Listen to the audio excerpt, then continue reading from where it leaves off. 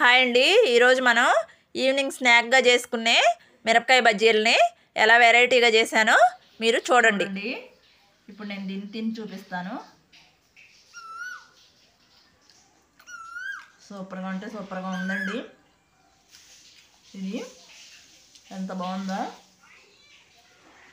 రొటీన్గా ఎప్పుడు చేసుకుంటాం కదండి, ఆ టేస్ట్ కన్నా ఇది డిఫరెంట్ టేస్ట్ అండి.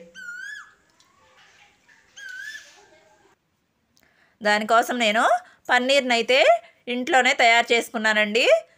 బంగాళదుంప ముక్కలను కూడా ఉడికించి తురుముకున్నానండి.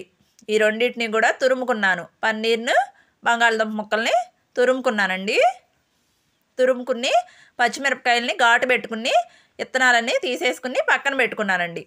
ఇప్పుడు ఓ బాండీ పెట్టుకుని ఆయిల్ వేసుకుని ముందుగా వాము వేసుకున్నానండి. వాము కొంచెం ఫ్రై అయిన తర్వాత ఉల్లిపాయ ముక్కలు వేసుకున్నానండి. దానిలో ఉప్పు, పసుపు వేసుకుని కొంచెం వేపించానండి. తర్వాత శనగపిండి వేసుకున్నానండి. శనగపిండి కూడా ఫ్రై చేసుకున్నాక అల్లం వెల్లుల్లి పేస్టు, గరం మసాలా, చాట్ మసాలా వేసుకుని మనము కొంచెం ఏగే వరకు కలుపుకోవాలండి. తర్వాత బంగాళదుంప తురుము, పన్నీర్ తురుము వేసుకుని ఇంకొంచెం సేపు ఫ్రై చేసుకుని లాస్ట్గా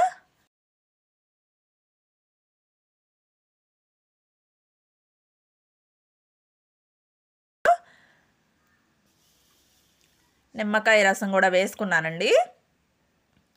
మనం పచ్చిమిరపకాయలో దాన్ని ఇప్పుడు స్టఫ్ చేసుకుందామండి. చేసుకుని కాస్త అంటే కాస్త ఆయిల్ వేసి, డీప్ ఫ్రై అవసరం లేదండి, వాటిని స్టఫ్ చేసుకున్న వాటిని వేసుకుని రెండు వైపులా తిప్పుకుని